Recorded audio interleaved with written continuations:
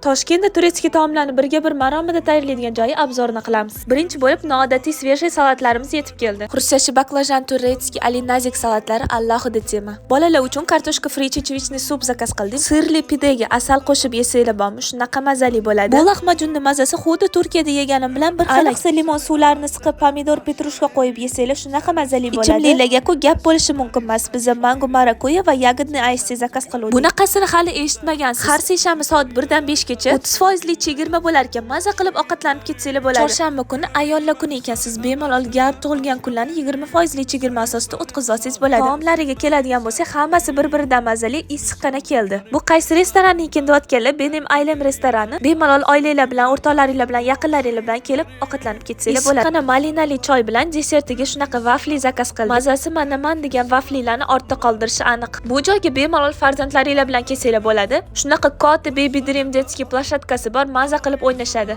Bolalarga qo'shilib, o'zim ham maza qilib uchib oldim. Bolalarni detskiy plashatkaga kirgizib borib, o'zingizlar tinchgina maza qilib ovqatlansanglar bo'ladi. Xuddi turk atmosferasida o'tirgandek bo'lasizlar.